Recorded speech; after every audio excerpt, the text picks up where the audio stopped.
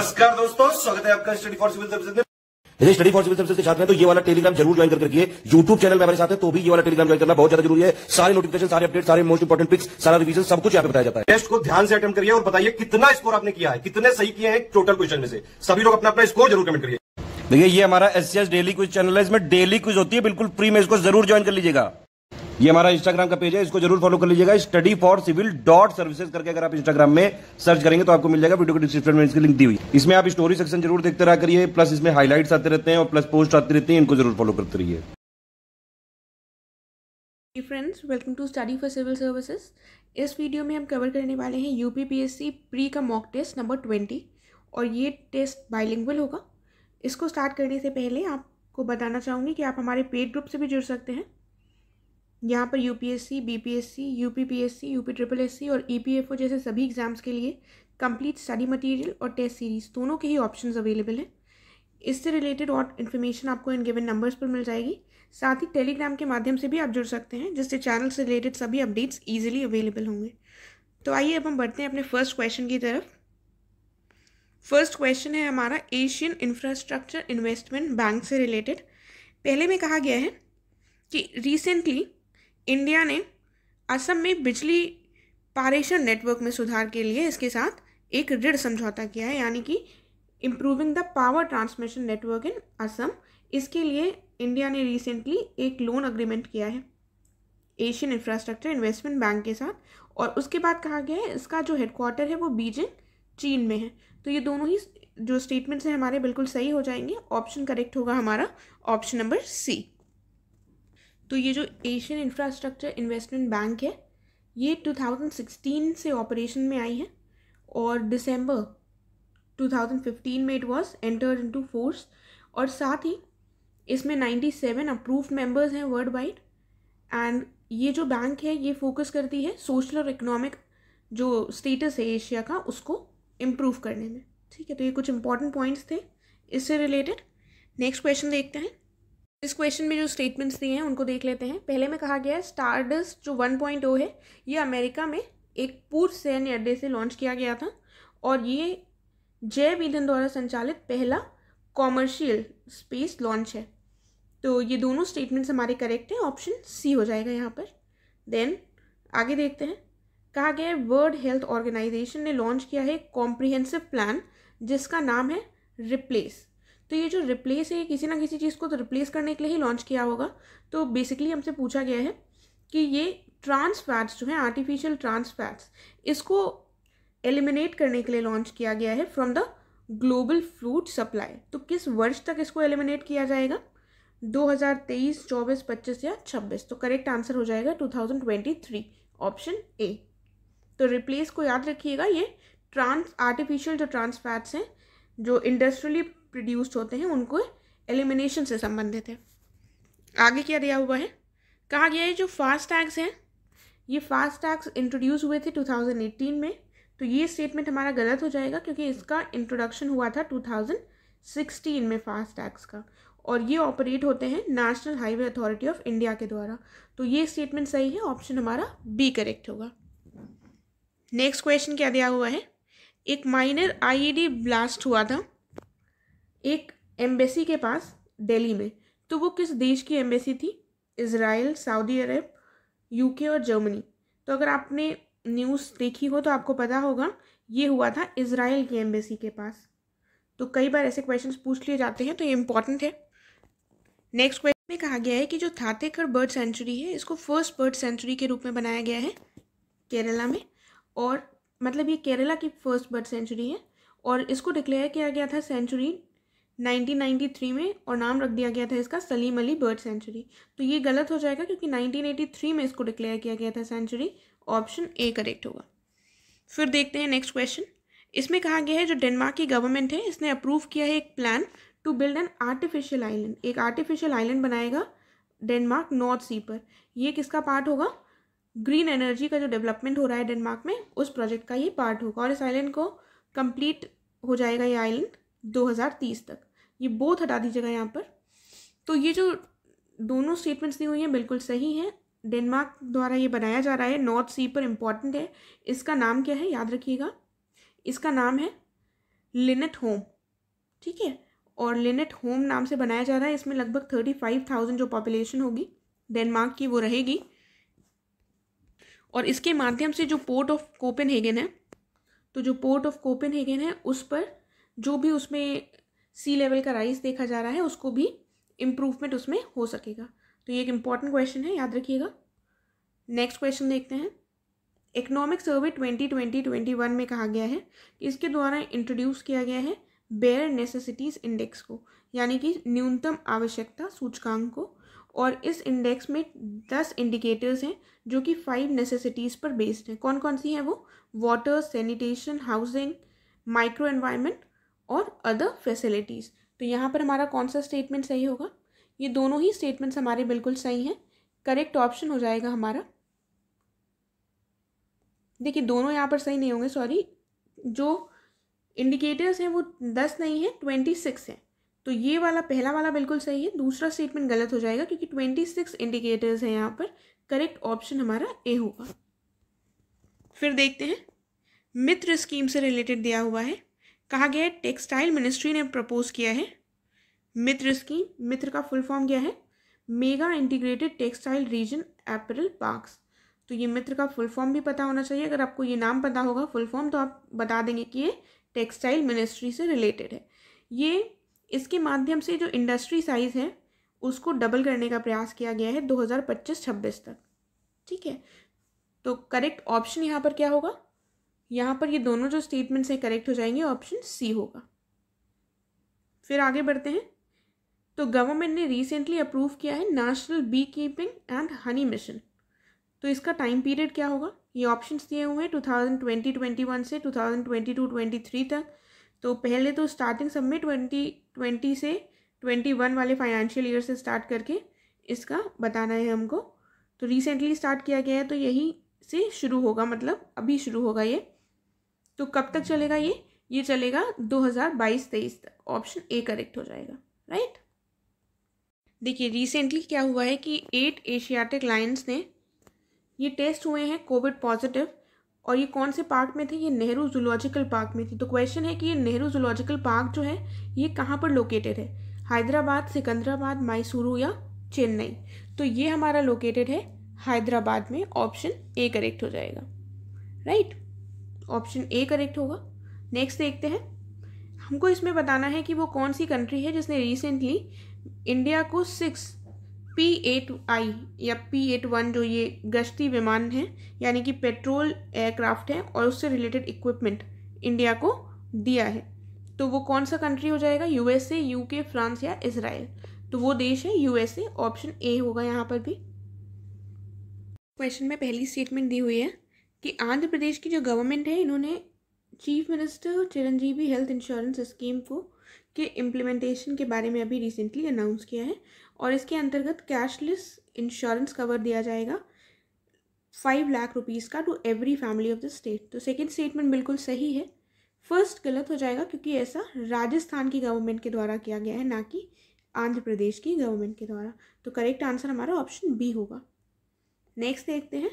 इसमें कहा गया है कि ministry of housing and urban affairs ने रिलीज़ किया है ईज़ ऑफ लिविंग इंडेक्स 2020। तो बिल्कुल सही बात है। इसके साथ ही ministry of housing and urban affairs जो रिलीज़ करती है वो एक और इंडेक्स भी है जिसका नाम है म्यूनिसिपल परफॉर्मेंस इंडेक्स, ठीक है। तो इसको भी रिसेंटली रिलीज़ किया है। उसके बाद लिखा है कि मिलियन प्लस सिटीज़ की जो कैटेगरी है उसमें टॉप पर बेंगलुरु है और बॉटम पे कौन सी है? श्रीनगर। सबसे टॉप पर बेंगलुरु और बॉटम में श्रीनगर। दोनों बातें बिल्कुल सही हैं, ऑप्शन सी करेक्ट हो जाएगा। तो ये बेसिकली एक असेसमेंट टूल है जो अर्बन डेवलपमेंट के बारे में इवैल्यूएट करता है और कॉम्प्रिहेंसिव जो एक अंडरस्टैंडिंग है वो प्रोवाइड करता है, राइट। तो इसके पैरामीटर्स क्या होते हैं थोड़ा देख लीजिए। पैरामीटर्स में क्या लिया जाता है? एक इसके अंतर्गत सिटीजन परसेप्शन सर्वे भी कंडक्ट करवाया जाता है जिसका वेटेज लगभग 30% का होता है, राइट। तो ये कुछ इंपॉर्टेंट पॉइंट्स हैं इसके। इसके साथ ही इसमें कैटेगरीज होती हैं। तो जो मिलियन प्लस कैटेगरी है इसमें टॉप परफॉर्मर्स में कौन कौन आता है? बेंगलुरु तो टॉप में आपको पता चल गया है। और उसके बाद सेकंड और थर्ड पोजीशन में आते हैं पुणे आता है, फिर आता है अहमदाबाद थर्ड में। और वर्स्ट परफॉर्मर्स में कौन आते हैं? अमृतसर, गुवाहाटी, बरेली, धनबाद और श्रीनगर। तो बरेली एक यूपी का जगह है, यूपी की सिटी, तो ये इम्पॉर्टेंट है हमारे लिए। और लेस देन मिलियन कैटेगरी जो है उसमें क्या परफॉर्मेंस है वो भी देख लेते हैं। तो इसके अंतर्गत टॉप परफॉर्मर्स कौन से हैं? शिमला, उसके बाद भुवनेश्वर और सिलवासा। और वर्स्ट परफॉर्मर्स में कौन आ जाते हैं लेस देन मिलियन कैटेगरी में? अलीगढ़, रामपुर, नामची, सतना और मुजफ्फरपुर। तो ये थोड़े लर्न करने वाले नाम हैं, एक बार इनको सही से देख लीजिए ताकि आपके ऑप्शंस करेक्ट हो सकें। राइट, देन आगे बढ़ते हैं नेक्स्ट क्वेश्चन की तरफ। इसमें क्या कहा गया है कि इंडिया और फ्रांस की जो स्पेस एजेंसीज हैं इन्होंने देश के पहले मानव अंतरिक्ष मिशन जो है गगनयान, इसके सहयोग के लिए एक समझौता किया है। तो गगनयान के लिए इन दोनों कंट्रीज के बीच में समझौता हुआ है, बिल्कुल सही बात है। देन सेकंड स्टेटमेंट क्या दिया हुआ है? सेकंड स्टेटमेंट में लिखा हुआ है कि गगनयान ये एक ऑर्बिटल स्पेस क्राफ्ट प्रोजेक्ट है जो अगस्त 2018 में स्टार्ट हो गया था। तो यहाँ पर ये दोनों स्टेटमेंट्स हमारे करेक्ट हैं, ऑप्शन सी हो जाएगा। तो Gaganyaan orbital space craft project जो है, ठीक है, गगनयान तो एक स्पेस मिशन है, लेकिन गगनयान ऑर्बिटल स्पेस क्राफ्ट जो प्रोजेक्ट है वो शुरू कर दिया गया था अगस्त 2018 में। राइट, तो मतलब इसकी शुरुआत पहले से हो गई थी, ऑप्शन सी करेक्ट होगा। फिर देखते हैं अगला क्वेश्चन। इसमें हमको बताना है वो कौन सी कंट्री है जो एक नए कानून पर विचार कर रही है जिसके लिए बैंकों, बीमा कंपनियों और परिसंपत्ति प्रबंधकों को जो भी उनके व्यवसाय हैं उन पर जलवायु परिवर्तन के प्रभावों का खुलासा करने की आवश्यकता होगी। यानी कि इसके अंतर्गत बैंक्स, इंश्योरर्स और जो भी एसेट मैनेजर्स होते हैं उनको डिस्क्लोज करना होगा कि उनका क्या इम्पैक्ट रहा है उनके बिजनेस का क्लाइमेट चेंज पर। तो कौन सी कंट्री के द्वारा किया जा रहा है ये? न्यूजीलैंड, ऑस्ट्रेलिया, नॉर्वे या फिनलैंड? तो ऐसा किया जा रहा है न्यूजीलैंड के द्वारा। राइट, देन अब इसमें क्या है? इसमें हमको बताना है कि रिसेंटली वो कौन सी कंपनी है जिसने एक स्थानीय फर्म की जो पवन ऊर्जा परियोजना है इससे भारत में अक्षय ऊर्जा खरीदने के लिए एक समझौते पर हस्ताक्षर किए हैं। और इससे देश में सोशल मीडिया दिग्गज की पहली ऐसी डील है। तो ये जो डील है ये सोशल मीडिया के किसी जायंट की है, यानी सोशल मीडिया कंपनी की। तो कौन सी है? फेसबुक, गूगल, माइक्रोसॉफ्ट या फिर अमेजोन। तो यहाँ पर हमारा करेक्ट आंसर क्या हो जाएगा? करेक्ट आंसर हो जाएगा हमारा फेसबुक। ठीक है, तो याद रखिएगा फेसबुक है वो कंपनी जिसने एक डील करी है to buy renewable energy in India from a local firms wind power project.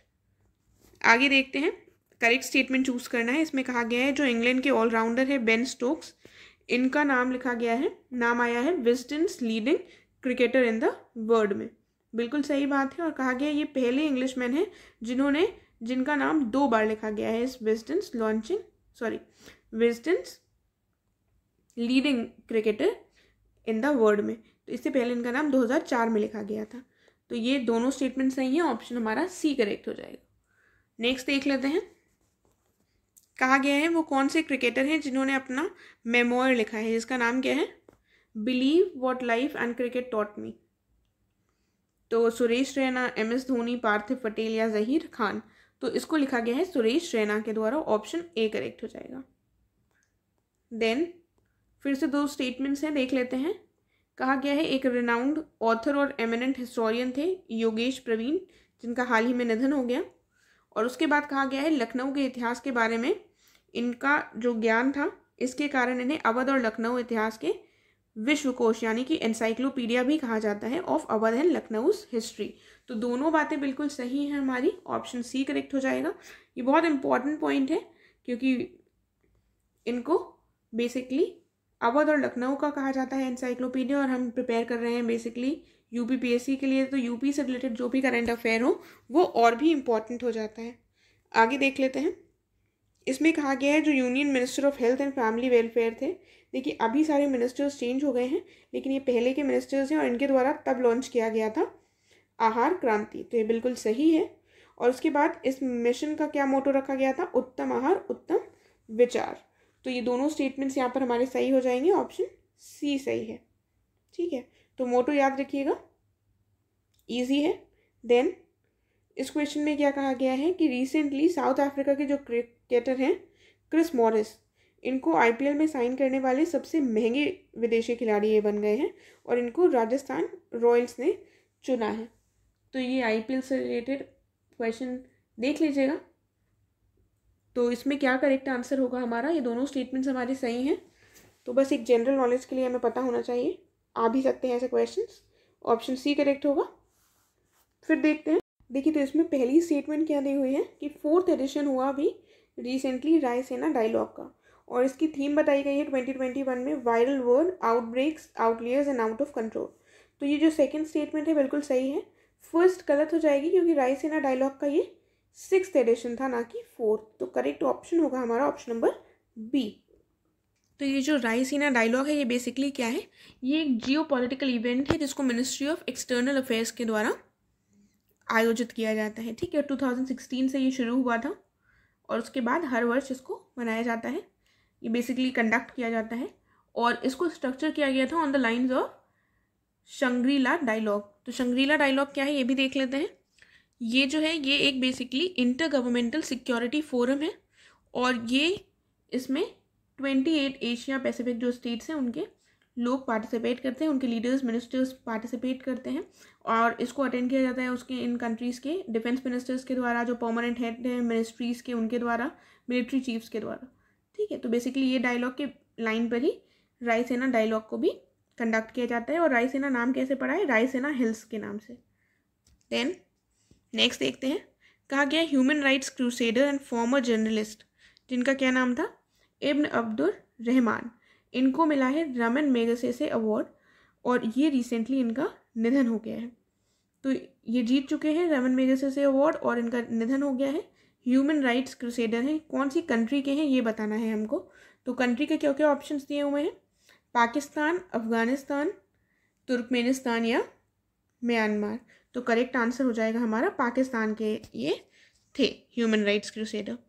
Then next question की तरफ बढ़ते हैं। International food policy research institute यानी कि इफ्प्री जो है ये पब्लिश किया है इसने ग्लोबल फूड पॉलिसी रिपोर्ट 2021 और इसकी थीम क्या है, ट्रांसफॉर्मिंग फूड सिस्टम्स आफ्टर कोविड-19। तो ये दोनों स्टेटमेंट सही हैं बिल्कुल, ऑप्शन हमारा करेक्ट हो जाएगा option number C. Themes important होती हैं, उनको ध्यान से देखिएगा। देन क्वेश्चन आता है, यूएई ने जो हाल ही में यूएई ने अपनी जो अंतरिक्ष कार्यक्रम है इसमें अगले 2 अंतरिक्ष यात्रियों को नामित कर दिया है। तो इसमें यूएई की पहली फीमेल एस्ट्रोनॉट भी शामिल होंगी। उनका नाम क्या है, नूरा अल मतरोशी। ठीक है, तो नूरा अल मतरोशी कहाँ की है, ये यूएई की फर्स्ट फीमेल एस्ट्रोनॉट होंगी। करेक्ट आंसर हमारा ऑप्शन सी हो जाएगा। फिर देखते हैं, लिखा हुआ है कि 1981 में गल्फ कोऑपरेशन काउंसिल जो है उसको स्टैब्लिश किया गया था और इसका जो सेक्रेटेरिएट है ये रियाद सऊदी अरेबिया में है। तो यहाँ पर भी दोनों स्टेटमेंट्स हमारी करेक्ट हैं, ऑप्शन हो जाएगा option number C. Then new development bank जो है इसको क्रिएट किया गया था एट फोर्टालीजा समिट। तो फोर्टालीजा समिट किस वर्ष हुई थी ये पूछा गया है।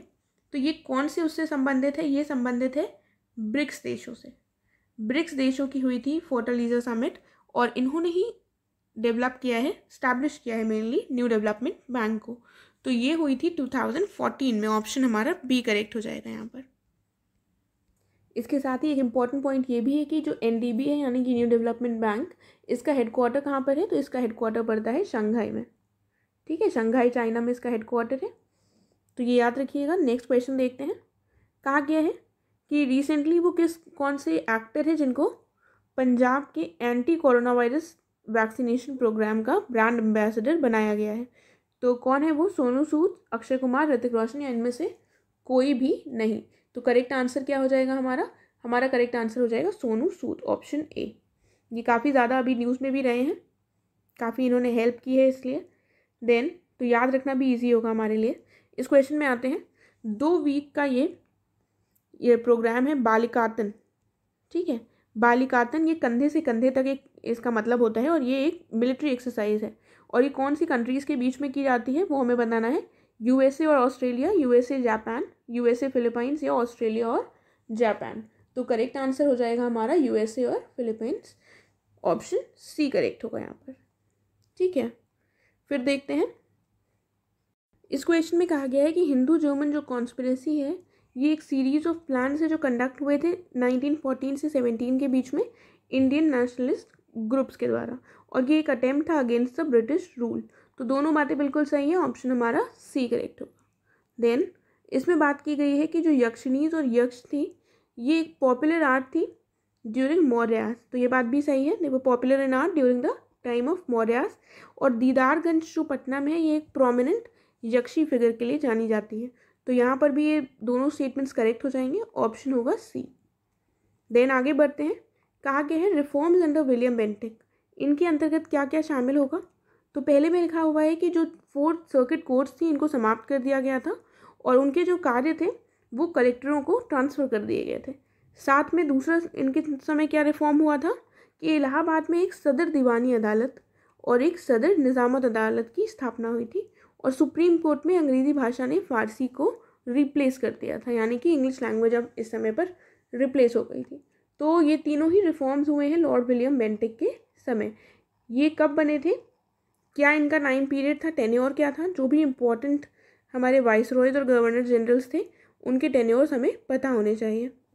तो इनका जो टाइम पीरियड था इंडिया में एज गवर्नर जनरल वो था 1828 से लेकर 1835 तक, और इसी के बीच में चार्टर एक्ट आया था 1833 में।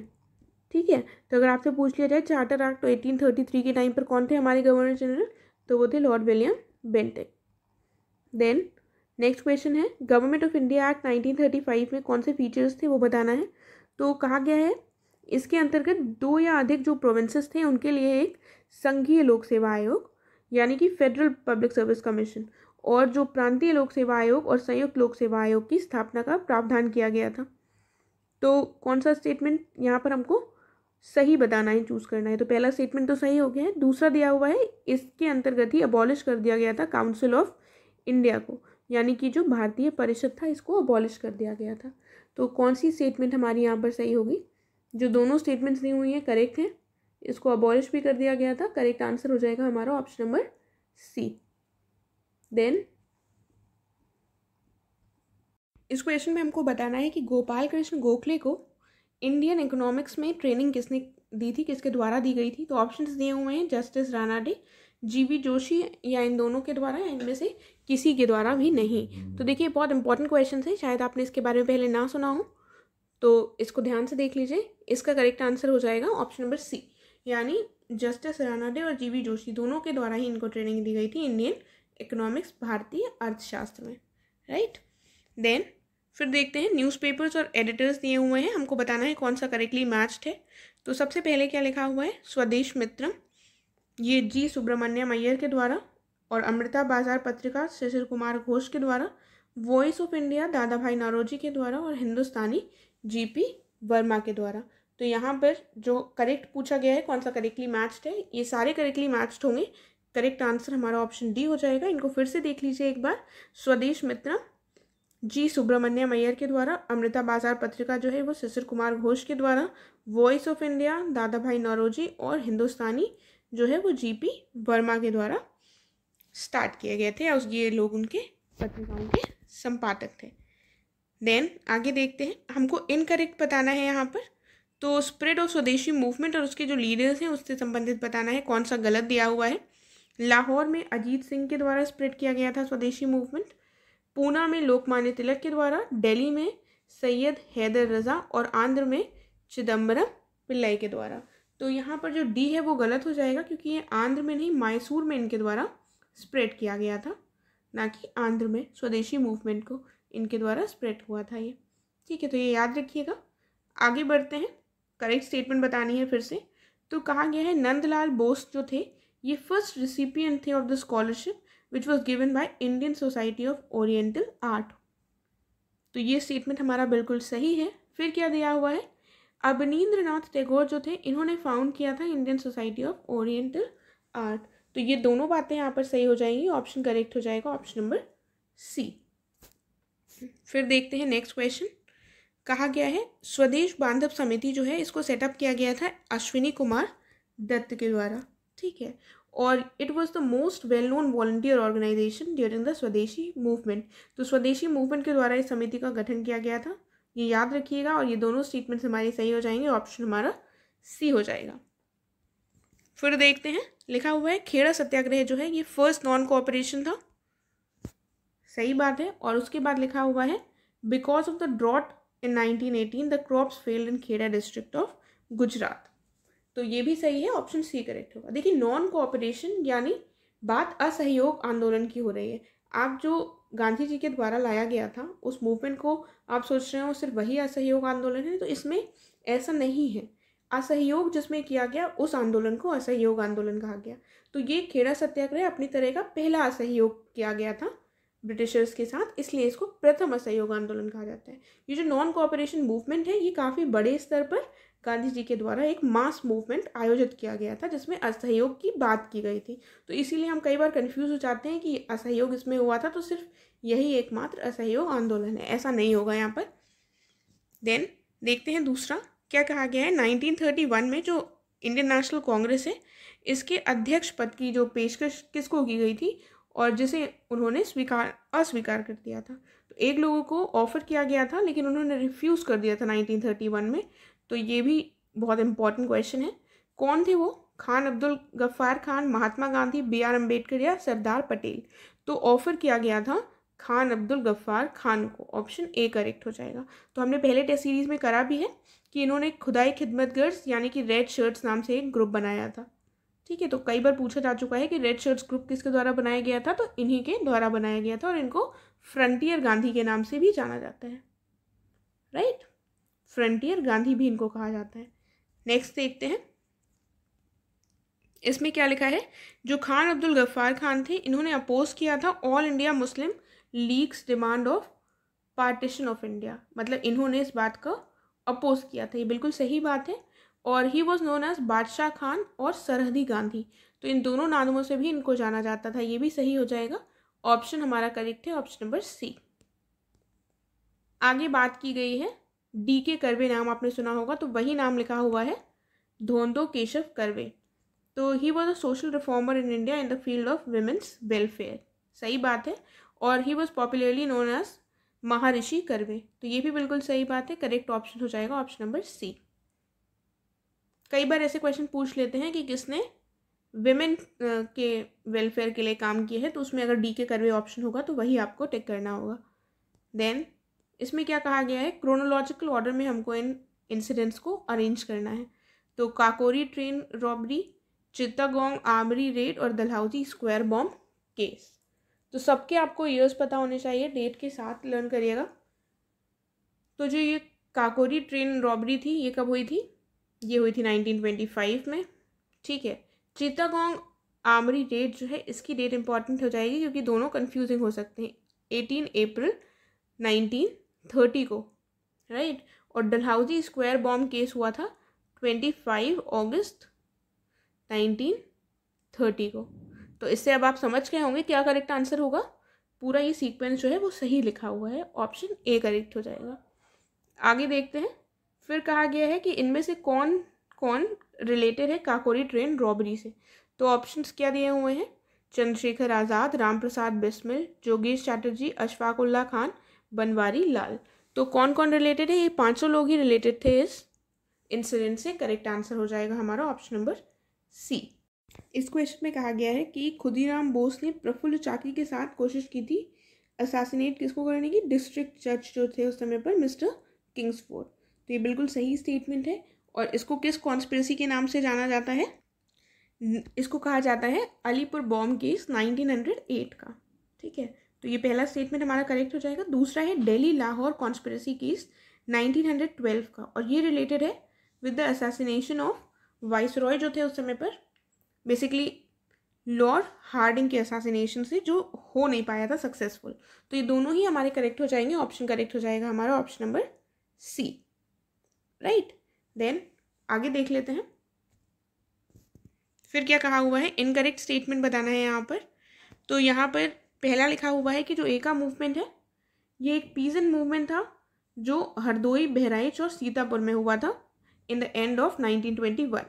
तो ये सही है, यूपी में हुआ था ये मूवमेंट, तो इम्पॉर्टेंट हो जाता है। और मदारी पासी थे उन्होंने इस मूवमेंट का नेतृत्व किया था। तो यहाँ पर दोनों स्टेटमेंट्स हमारे जो है वो सही हैं, तो इनकरेक्ट पूछा है, ऑप्शन डी हो जाएगा यहाँ पर। इस क्वेश्चन में फिर से हमको करेक्ट स्टेटमेंट बताना है। कहा गया है जुलाई 1945 में लेबर पार्टी ने ब्रिटेन में सरकार बनाई थी और जो क्लेमेंट एटली थे ये इसके नए प्राइम मिनिस्टर बने थे, और पैथिक लॉरेंस भारत के लिए जो सेक्रेटरी ऑफ स्टेट थे वो चुने गए थे। तो ये तीनों स्टेटमेंट्स बिल्कुल सही हैं, ऑप्शन डी करेक्ट हो जाएगा। देन इसमें बात की गई है secretary of state for India, नाम दिया हुआ है एडविन सैमुअल मॉन्टेग्यू। इन्होंने एक स्टेटमेंट दी थी अगस्त 20 में 1917 में, बिल्कुल सही बात है, और इसी को कहा गया था अगस्त डिक्लेरेशन ऑफ 1917। दोनों स्टेटमेंट सही है। मॉन्टेग्यू चेम्सफोर्ड रिफॉर्म के बारे में आपने सुना होगा, तो उसमें जो चेम्सफोर्ड थे वो कौन थे? तो चेम्सफोर्ड हमारे उस समय के वाइसरॉय थे और मॉन्टेग्यू कौन थे? उस समय के secretary of state for India. ठीक है, तो करेक्ट स्टेटमेंट हमारा ऑप्शन सी हो जाएगा यहाँ पर। नेक्स्ट देखते हैं। तो गवर्नमेंट ऑफ इंडिया एक्ट 1935 से रिलेटेड स्टेटमेंट्स दिए हुए हैं। कहा गया है governor general was the pivot of the entire constitution, यानी कि वो उस कॉन्स्टिट्यूशन की धुरी थे। और फिर कहा गया है कि it provided for the adoption of dyarchy at the centre, तो ये भी बिल्कुल सही बात है। करेक्ट आंसर क्या हो जाएगा हमारा? करेक्ट आंसर हो जाएगा ऑप्शन नंबर सी। फिर देखते हैं, यहाँ पर बात की गई है नखस पॉन्ड की। तो नखस पॉन्ड जो है कहा गया है इसको चूज किया गया है as a site to make salt and break the salt under Ambika Kant Sinha.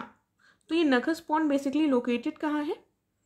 Patna, Lucknow, Gwalior या कानपुर। तो ये पटना में लोकेटेड है, इसको चूज किया गया था एज अ साइट जिसमें अंबिका कांत जो सिन्हा थे इन्होंने सॉल्ट लॉ को ब्रेक किया था।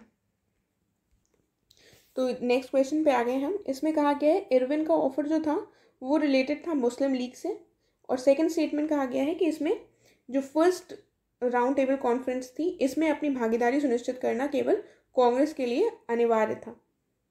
तो कौन सा स्टेटमेंट यहाँ पर सही होगा? पहला जो स्टेटमेंट है वो गलत है क्योंकि इसका रिलेशन मुस्लिम लीग से नहीं था, और it was only for Congress to ensure its participation in the first round table conference. तो इसीलिए इरविन का ऑफर ये दिया गया था। तो करेक्ट आंसर हमारा ऑप्शन बी हो जाएगा।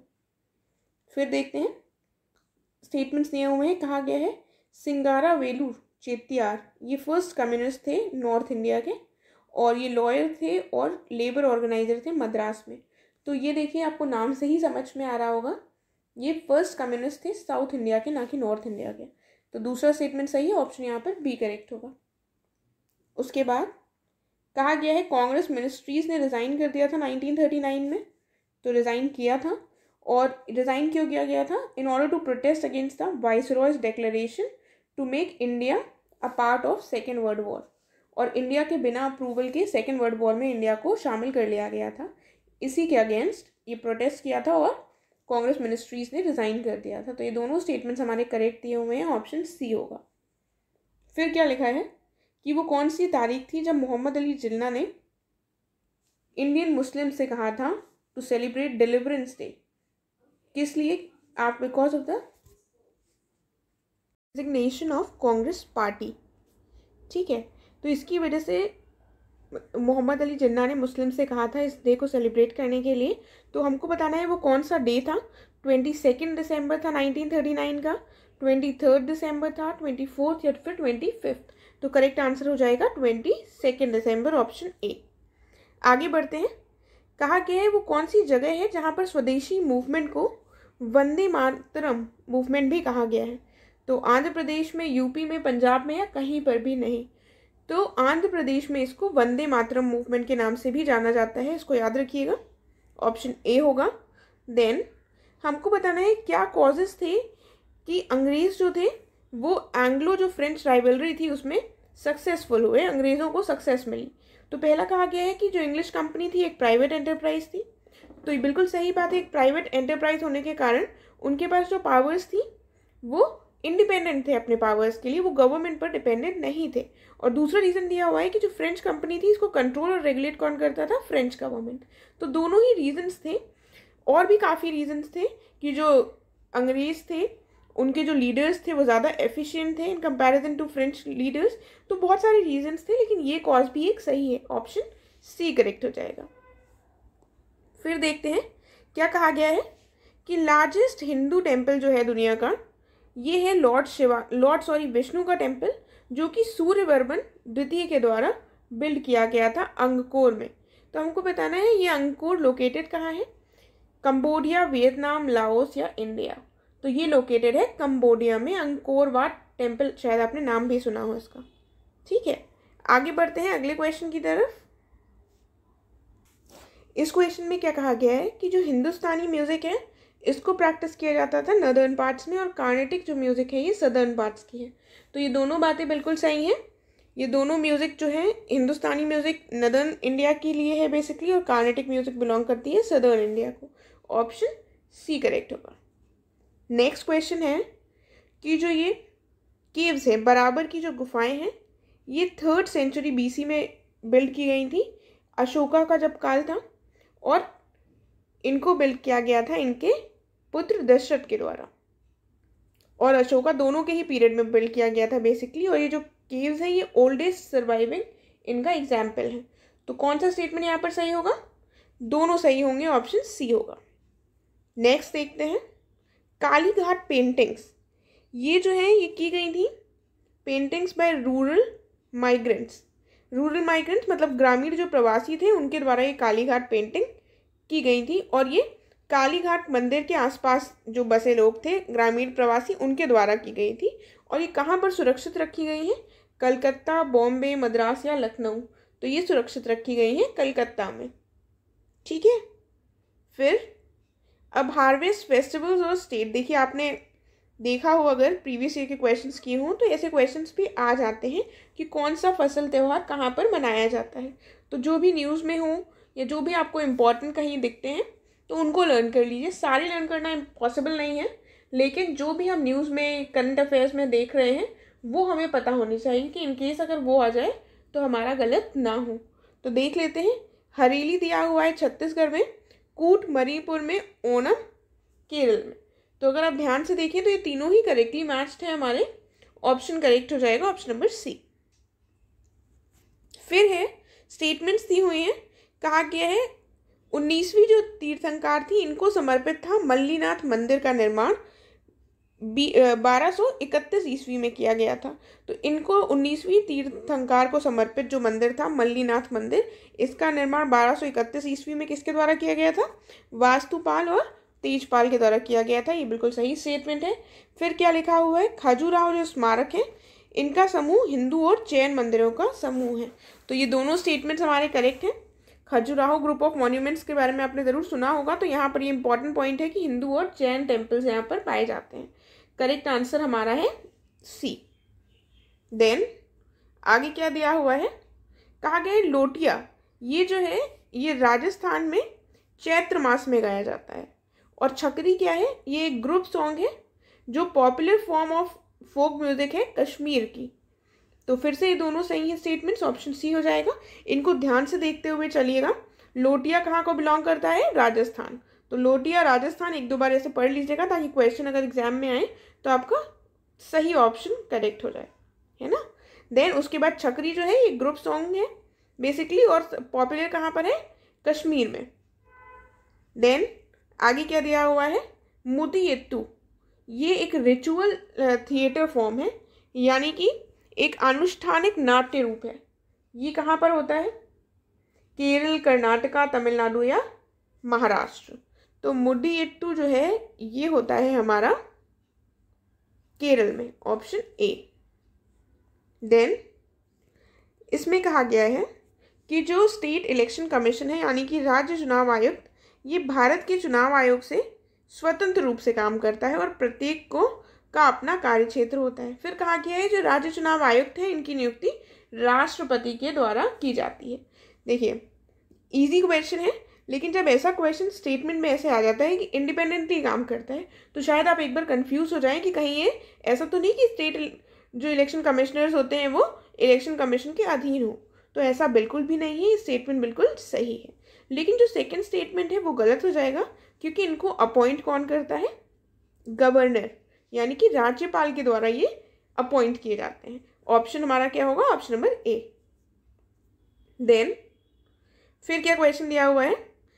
कि जो स्टेट इलेक्शन कमिश्नर है इनका स्टेटस, सैलरी और अलाउंस जो होते हैं ये जज ऑफ हाई कोर्ट के बराबर होते हैं। उसके बाद कहा गया है कॉन्स्टिट्यूशन में जो इस्टेब्लिश किया जाता है लोकल सेल्फ गवर्नमेंट इंस्टीट्यूशंस, ये इनकी रिस्पॉन्सिबिलिटी किसकी होती है? स्टेट्स की। तो ये दोनों ही बातें बिल्कुल सही हैं यहाँ पर। ये इनका जो स्टेटस, सैलरी और अलाउंस होता है ये हाई कोर्ट के जज के बराबर होता है, और कॉन्स्टिट्यूशन में ये मेंशन्ड है कि लोकल सेल्फ गवर्नमेंट जो इंस्टीट्यूशंस हैं इनकी रिस्पॉन्सिबिलिटी स्टेट्स की होगी। ऑप्शन सी करेक्ट है। देन लोकपाल एक्ट 2013 के रिगार्ड में स्टेटमेंट्स दिए हुए हैं। पहले में कहा गया है ये केंद्र में लोकपाल और राज्य स्तर पर लोकायुक्त होते हैं, और ये भ्रष्टाचार विरोधी लोकपाल की स्थापना की अनुमति प्रदान करता है। ठीक है, ये जो एक्ट है। उसके बाद कहा गया है लोकपाल में क्या कौन होता है? एक अध्यक्ष होते हैं और अधिकतम 8 मेंबर्स होते हैं। ये बात भी सही है। और जो लोकपाल है ये प्रधानमंत्री सहित सभी श्रेणियों के लोक सेवकों को कवर करते हैं। तो ये बात भी हमारी यहाँ पर बिल्कुल सही हो जाएगी। देखिए, तो ये बहुत अच्छा आइडिया है, लेकिन इसका इम्प्लीमेंटेशन तो उतना अच्छा नहीं है। फिलहाल क्वेश्चन में हमारे ये तीनों स्टेटमेंट्स जो हैं वो बिल्कुल सही हैं। ऑप्शन ए करेक्ट हो जाएगा। देन इसमें बात की गई है अटॉर्नी जनरल जो है इंडिया के, ये सेंट्रल गवर्नमेंट के चीफ लीगल एडवाइज़र होते हैं, और ये प्राइमरी लॉयर होते हैं सुप्रीम कोर्ट ऑफ इंडिया में, और ये यूनियन एग्जीक्यूटिव का पार्ट होते हैं। तो क्या करेक्ट हो जाएगा यहाँ पर? ये तीनों स्टेटमेंट्स बिल्कुल सही हैं। अटॉर्नी जनरल जो है ये सेंट्रल गवर्नमेंट के चीफ लीगल एडवाइज़र होते हैं, ये प्राइमरी लॉयर होते हैं सुप्रीम कोर्ट में, और ये यूनियन एग्जीक्यूटिव का भी पार्ट होते हैं। ठीक है, एंड इनका जो कार्यकाल होता है वो प्रसाद पर्यंत होता है प्रेसिडेंट के। राइट, ऑप्शन ए करेक्ट हो जाएगा। देन देखिए यहाँ पर एलिजिबिलिटीज़ दी हुई हैं अटॉर्नी जनरल की, उसमें क्या क्या शामिल है। पहला में कहा गया है कि हाई कोर्ट के जज बनने के लिए क्वालिफाइड होने चाहिए, इंडियन सिटीजन होने चाहिए, और 5 साल इन्होंने हाई कोर्ट में एक जज के रूप में कंप्लीट कर लिए हों, या फिर 10 साल हाई कोर्ट में एज एन एडवोकेट कंप्लीट कर लिए हों। तो सेकेंड और थर्ड बात तो बिल्कुल सही है, लेकिन पहला गलत हो जाएगा, क्योंकि he should be a person who is qualified to be appointed as a जज ऑफ सुप्रीम कोर्ट। राइट, तो करेक्ट आंसर क्या होगा? Option B. फिर क्या दिया हुआ है? CVC यानी कि सेंट्रल विजिलेंस कमीशन जो है, इसके बारे में कहा गया है। पहला स्टेटमेंट है ये क्रिएट किया गया था संथानम कमेटी के रिकमेंडेशन से 1964 में, और इसको स्टैट्यूटरी स्टेटस 2003 में दिया गया था। दोनों स्टेटमेंट सही हो जाएंगे। ऑप्शन सी करेक्ट है। ठीक है, संथानम कमेटी ने ही किसके लिए रिकमेंडेशन दिया था? CBI के लिए। तो क्या CBI भी एक स्टैट्यूटरी बॉडी है? नहीं, CBI एक स्टैट्यूटरी बॉडी नहीं है, जबकि CVC एक स्टैट्यूटरी बॉडी है। राइट, मतलब कि इसके लिए एक एक्ट लाया गया था, वो 2003 में इसको ये स्टेटस दिया है जिसने। देन इस क्वेश्चन में क्या कहा गया है? नेशनल ह्यूमन राइट्स कमीशन, ये जो है एक स्टैट्यूटरी बॉडी है जो 12 अक्टूबर 1993 को स्थापित हुई थी। इसके चेयरमैन कौन होंगे? Retired chief justice of India या फिर जज ऑफ सुप्रीम कोर्ट, या तो रिटायर्ड चीफ जस्टिस हो या फिर कोई जज हो, दोनों लोग ही बन सकते हैं। ऑप्शन हमारा सी करेक्ट हो जाएगा। आगे बढ़ते हैं। आर्टिकल कहा गया है वो कौन सा है कॉन्स्टिट्यूशन का? वो कौन सा अनुच्छेद है जिसमें ये प्रावधान किया गया है कि राज्यपाल की सहायता और सलाह देने के लिए एक मंत्री परिषद होगी, जिसमें सबसे ऊपर जो होंगे वो मुख्यमंत्री होंगे। देखिए, ये बेसिक आर्टिकल्स हैं, लेकिन अगर आपको इसमें थोड़ा कन्फ्यूजन है तो ज़रूरी है कि आप एक बार फिर से अपने सारे आर्टिकल्स को, जो भी इंपॉर्टेंट आर्टिकल्स आप ऑलरेडी पढ़ चुके हैं या पढ़ रहे हैं, उनको फिर से रिवाइज कर लें। तो ये वाला प्रोविज़न दिया हुआ है हमारा आर्टिकल 164 में। ठीक है, आगे बढ़ते हैं। क्या कहा हुआ है कि powers and functions of chief minister, क्या क्या शामिल होगा इसमें? पहले में कहा है एड एंड एडवाइस, गवर्नर को एड और एडवाइस करने के लिए, बिल्कुल सही बात है। ये काउंसिल ऑफ मिनिस्टर्स के हेड है, ये भी कहा गया है, सही है। और ये लीडर ऑफ द हाउस होंगे। तो अगर ये बात होगी, अगर ये लेजिस्लेटिव असेंबली के मेंबर होंगे या लेजिस्लेटिव काउंसिल के, जिस भी हाउस के मेंबर होंगे उसके लीडर ऑफ द हाउस होंगे। तो यहाँ पर भी दोनों बातें सही हैं। ऑप्शन हमारा करेक्ट हो जाएगा ए। फिर देखते हैं, प्रेसिडेंट या गवर्नर के लिए कहा गया है that he shall not be answerable to any court for the exercise and performance of the powers and duties. अब अगर प्रेसिडेंट और गवर्नर कुछ काम कर रहे हैं तो उनको उसके लिए आंसरेबल कोर्ट के माध्यम से नहीं कराया जा सकता है। तो ये प्रोविजन कौन से आर्टिकल में है? जल्दी से सोचिए क्या आंसर होगा इसका। तो इसका आंसर हो जाएगा ऑप्शन ए, आर्टिकल 361। देखिए आर्टिकल्स भी बहुत पूछे जाते हैं, तो जो इम्पॉर्टेंट आर्टिकल्स हैं वो तो आपको पता होने ही चाहिए। इसमें फिर से आर्टिकल पर क्वेश्चन आ गया है, कहा गया है कौन सा आर्टिकल है जिसमें सरकार संसद से अनुमति प्राप्त करने के बाद ही जो कि कंसोलिडेटेड फंड है उससे धन निकाल सकती है। तो ये कौन सा आर्टिकल हो जाएगा यहाँ पर? Article 114, option A. ठीक है, फिर से एक बार आर्टिकल बताना है हमको जिसमें इलेक्शन ऑफ बोथ स्पीकर और डिप्टी स्पीकर का दिया हुआ है, अध्यक्ष और उपाध्यक्ष दोनों के चुनाव का प्रावधान दिया हुआ है बेसिकली। तो वो हमारा आर्टिकल है आर्टिकल 93। ठीक है, ऑप्शन ए करेक्ट हो जाएगा। फिर देखते हैं, देखिए ये जो आर्टिकल्स वाले क्वेश्चन है अगर हमको पता है तो हम सही कर पाएंगे, वरना गलत हो जाएगा। तो फैक्ट्स काफ़ी पूछे जाते हैं यूपीपीसीएस में, तुम इंपॉर्टेंट आर्टिकल्स और जो भी आप इसमें देख रहे हैं आर्टिकल्स, वो अच्छे से उनको एक बार बैठा लीजिए दिमाग में, इनकेस वो रिपीट होते हैं तो हमारा गलत नहीं होना चाहिए। इसमें क्या दिया हुआ है कि लोकसभा के जो अध्यक्ष हैं वो ये तय करने के लिए अधिकृत होते हैं कि प्रस्तुत किया गया कोई भी विधेयक जो है वो धन विधेयक है या नहीं। बिल्कुल सही बात है, लोकसभा स्पीकर के पास ये पावर होती है कि वो डिसाइड करें कि कोई भी बिल मनी बिल है या नहीं। ठीक है, और जो भी इनका डिसीजन होता है वो फाइनल ही होता है। तो ये दोनों बातें सही हैं, ऑप्शन सी करेक्ट है। देन इसमें एक क्वेश्चन आर के बारे में कहा गया है जो फर्स्ट स्टार होता है पार्लियामेंट्री सिटिंग का उसको हम कहते हैं क्वेश्चन आर, और ये रूल्स ऑफ प्रोसीजर में मेंशन है। तो ये दोनों बातें सही हैं, रूल्स ऑफ प्रोसीजर में भी मेंशन है, ऑप्शन सी हो जाएगा यहाँ पर हमारा। आगे दिया हुआ है लीडर ऑफ ऑपोजिशन के बारे में।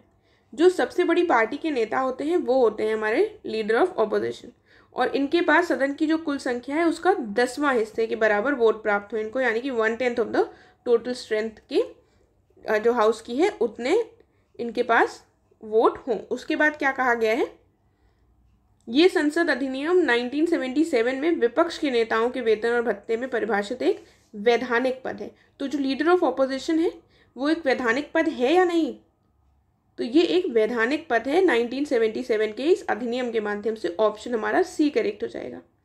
ठीक है, तो आपको पता है कि 1/10 जो मेंबर्स हैं हाउस में वो होने चाहिए आपके पास, तभी आपकी जो पार्टी है वो ऑपोजिशन के अंतर्गत कहलाएगी। तो फिलहाल जो हमारा पार्लियामेंट है वहाँ पर कोई ऑपोजिशन है कि नहीं, तो ये आपको बताना है कमेंट करके कि इस समय पर कोई ऐसा जो लार्जेस्ट पार्टी है क्या वो इस कैटेगरी को, इस जो एलिजिबिलिटी है रिक्वायरमेंट उसको फुलफिल करती है कि नहीं। ठीक है, देन आगे देख लेते हैं नेक्स्ट क्वेश्चन। इसमें क्या कहा गया है, वो कौन सा आर्टिकल है जिसमें रिक्वायर होता है कि there should not be a gap of more than 6 month. 2 sessions के बीच में 6 महीने से ज़्यादा का गैप नहीं होना चाहिए। ये तो पता होगा आपको कि 6 महीने से ज़्यादा गैप नहीं होना चाहिए पार्लियामेंट के 2 सेशन से पहले।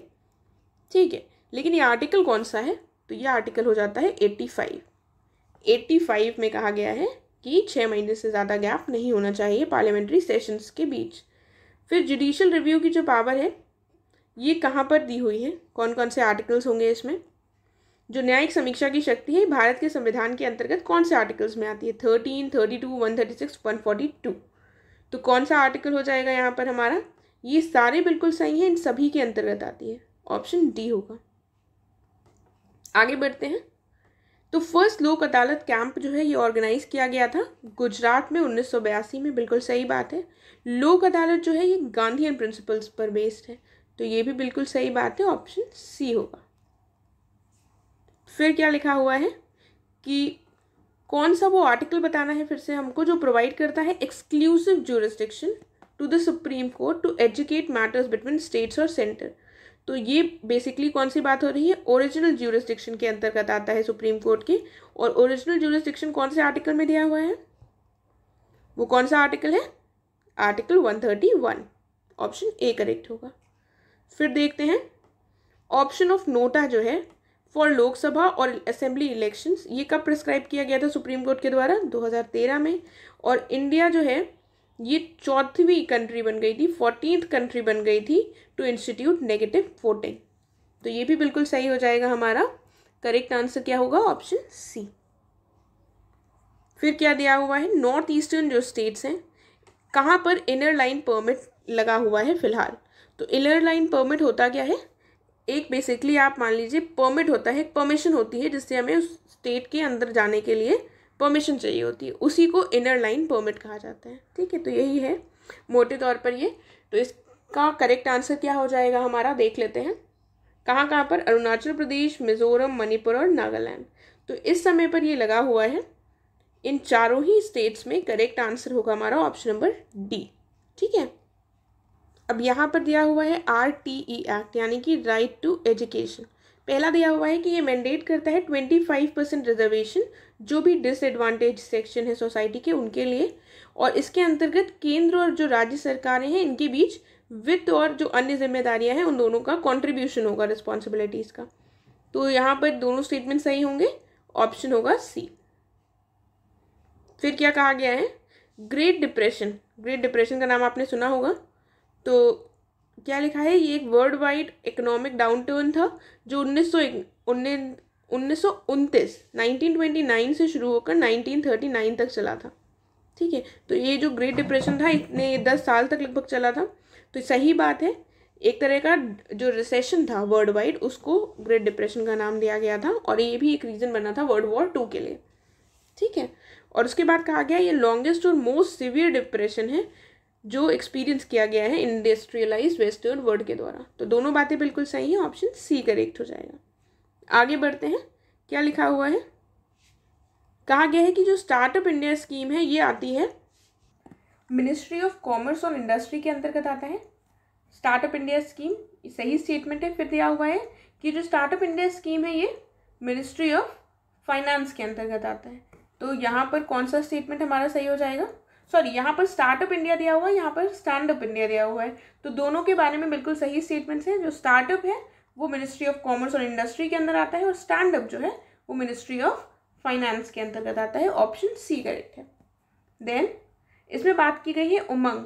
उमंग ये जो ऐप है, ये जो प्रमुख सरकारी सेवाएं हैं इनको प्रदान करने के लिए एक मोबाइल प्लेटफॉर्म है, और उसी के रूप में इसको विकसित किया गया है। ये सही बात है। फिर लिखा है इसको लॉन्च किया गया था नवंबर 2019 में।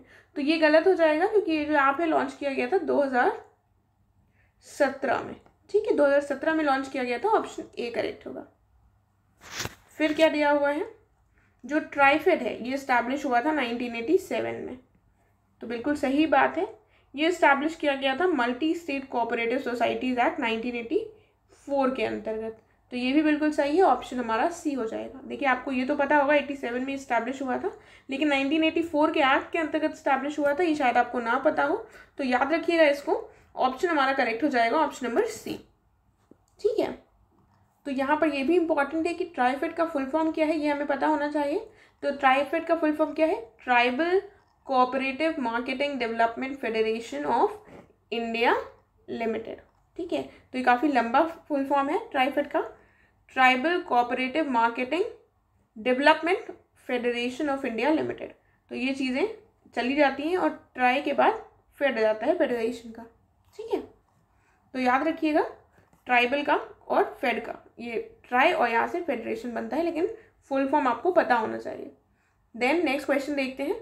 कहा गया है 1960 में जो सिप्रस है ये एक इंडिपेंडेंट कंट्री बना था ब्रिटेन से आज़ाद होकर। फिर क्या लिखा हुआ है दूसरा स्टेटमेंट, ये एक आइलैंड है, कहाँ पर, ईस्टर्न मेडिटेरेनियन सी में। तो इसको एक बार फिर से आप मैप में चेक कर लीजिएगा, मैप को देखते रहना बहुत इंपॉर्टेंट है। आप मैप देखते रहेंगे तो आपको चीज़ें लंबे समय तक याद रहेंगी, और ज्योग्राफी का कोई भी मैप से रिलेटेड क्वेश्चन आता है तो गलत नहीं होगा। तो जैसे कोई भी क्वेश्चन आपके सामने ऐसा आता है तो एक बार मैप की तरफ देख लीजिए कि मेडिटेरेनियन जो सी है वहाँ पर साइप्रस लोकेटेड है। ऑप्शन करेक्ट हो जाएगा, ऑप्शन सी।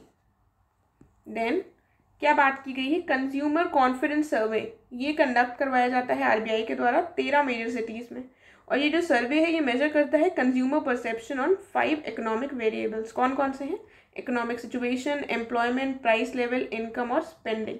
करेक्ट आंसर क्या है हमारा, ऑप्शन सी करेक्ट हो जाएगा। फिर क्या दिया हुआ है, इकोनॉमिक रिसेशन। जो इकोनॉमिक रिसेशन है ये डिफाइन किया जाता है ओवरऑल इकोनॉमिक एक्टिविटी में 2 कंसेक्यूटिव जब क्वार्टर्स में फॉल आता है तो उसको इकोनॉमिक रिसेशन कहते हैं। बिल्कुल सही बात है।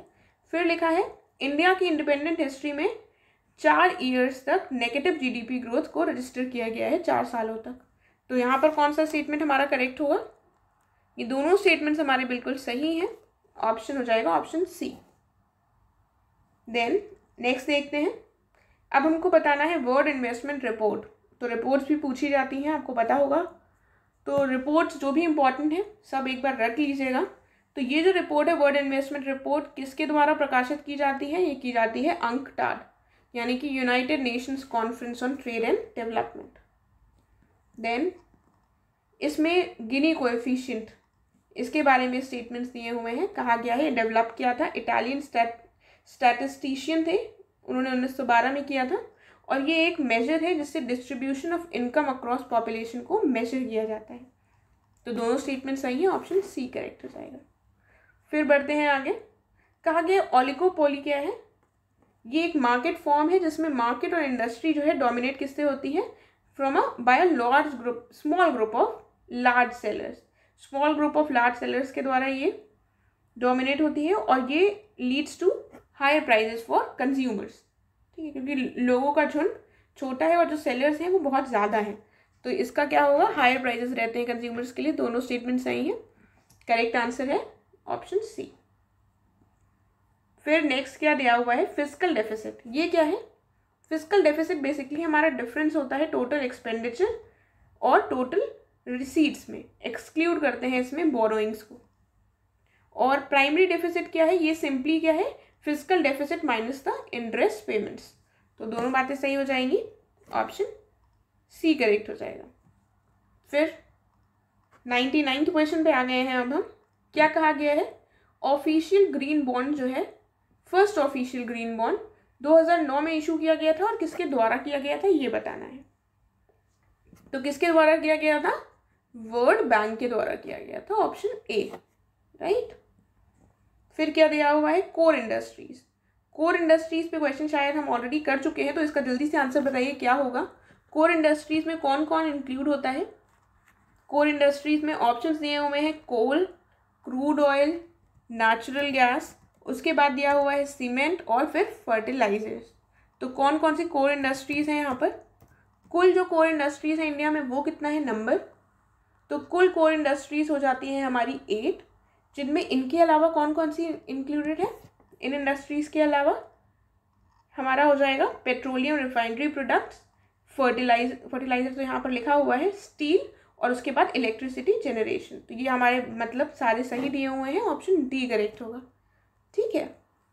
फिर बकरवाल जो ट्राइबल कम्युनिटी है inhabits the union territory of, मतलब ये कहाँ पर बेसिकली लोकेटेड है बकरवाल जो ट्राइबल ये है कम्युनिटी? तो यूनियन टेरिटरीज दी हुई हैं। क्या आंसर होगा हमारा? करेक्ट आंसर हो जाएगा जम्मू कश्मीर। तो एक बार देख लीजिए, बकरवाल जम्मू कश्मीर में ही रहते हैं, ट्राइबल कम्युनिटी है वहाँ के। उसके बाद सेंसस टाउन से रिलेटेड स्टेटमेंट्स दिए हुए हैं कि मिनिमम पॉपुलेशन 5000 होनी चाहिए, एटलीस्ट 75% जो मेल होंगे, मेल वर्किंग पॉपुलेशन होगी वो नॉन एग्रीकल्चरल कामों में लगी होनी चाहिए, और डेंसिटी जो होगी वहाँ की वो 400 पर्सन्स पर स्क्वायर किलोमीटर की होनी चाहिए। तो ये सेंसस टाउन्स के तीनों ही फीचर्स हैं, ऑप्शन डी करेक्ट होगा। आगे देखते हैं। कहा गया है केन जो रिवर है ये यमुना रिवर से मिलती है बांदा डिस्ट्रिक्ट में यूपी के, और बेतवा जो रिवर है ये यमुना से मिलती है हमीरपुर डिस्ट्रिक्ट में यूपी के। तो ये इम्पॉर्टेंट है, ये दोनों स्टेटमेंट्स हमारे सही हैं, ऑप्शन सी करेक्ट होंगे। देखिए अगर सही स्टेटमेंट्स चल रहे हैं तो इसका मतलब ये नहीं कि आप बस फॉरवर्ड करते रहें, आप प्लीज़ थोड़े स्टेटमेंट्स को ध्यान से देख लीजिएगा, क्योंकि हमारे लिए इंपॉर्टेंट ये है कि अगर ऐसा कोई क्वेश्चन आए, कोई भी ऐसी स्टेटमेंट या कोई भी इससे रिलेटेड पॉइंट आए, तो वो आपका गलत नहीं होना चाहिए। तो इन्फॉर्मेशन, अपने जो नॉलेज है उसको बढ़ाइए, जो भी आपको इस मॉक टेस्ट से इन्फॉर्मेशन मिल रही है। और अगर आपको सब पता है तो आपका रिविजन हो जाएगा, वरना चीज़ों को साथ में ही लर्न करते हुए चलिए, आपके लिए बहुत ही बेनिफिशियल होगा ये। तो ऑप्शन यहाँ पर सी होगा, हमने देख लिया। फिर क्या दिया हुआ है? जो 20 रिवर है ये क्रॉस करती है जो धौलाधर रेंज है उसको, और कहा गया है ये मीट होती है यानी कि मिलती है सतलज रिवर से एट हरिकेन पंजाब। तो कौन सा स्टेटमेंट सही है? फिर से दोनों बातें बिल्कुल सही हैं, ऑप्शन सी करेक्ट होगी। तो 20 रिवर अगर आपसे पूछ लिया जाए कि कौन सी रेंज को क्रॉस करती है, तो क्या होगा? धौलाधर रेंज को क्रॉस करती है, और ये सतलज से कहाँ मिलती है? हरिके में, जो कहाँ पर लोकेटेड है? पंजाब में। ठीक है। देन क्या लिखा है, बारलाचा पास, ये माउंटेन पास है पीर पंजाल जो रेंज है वहां पर, और ये कनेक्ट किसको करता है, लाहौल डिस्ट्रिक्ट हिमाचल प्रदेश की को लेह डिस्ट्रिक्ट जो लद्दाख में है। तो क्या सही होगा यहाँ पर, जो पहला दिया हुआ है ये पीर पंजाल रेंज वो गलत है, क्योंकि बारलाचा पास पड़ता है जांस्कर रेंज में, ठीक है, जांस्कर रेंज में पड़ता है। ऑप्शन हमारा बी करेक्ट हो जाएगा। देन इथियोपिया, ये एक ईस्ट अफ्रीकन लैंडलॉक्ड कंट्री है on the horn of Africa. Horn of Africa का मैप देखेंगे तो ऐसा पार्ट पड़ता है, इधर पैसिफिक ओशियन है, सॉरी यहाँ पर पैसिफिक ओशियन नहीं, ये है हमारा इंडियन ओशियन, ठीक है। तो अफ्रीका के मैप में जो यहाँ पर कंट्रीज लोकेटेड है उनको हॉर्न ऑफ अफ्रीका कहा जाता है। तो याद रखिएगा इन कंट्रीज में कौन कौन सी कंट्रीज शामिल हैं। तो पहले दिया हुआ है इथियोपिया जो है एक ईस्ट अफ्रीकन लैंडलॉक्ड कंट्री, ये हॉर्न ऑफ अफ्रीका में आती है, और ब्लू नाइल जो है ये एक रिवर है जो लेक ताना में ओरिजिनेट होती है, और ये कहाँ पर पड़ता है, इथियोपिया में पड़ता है। तो दोनों स्टेटमेंट्स हमारे यहाँ पर सही हो जाएंगे।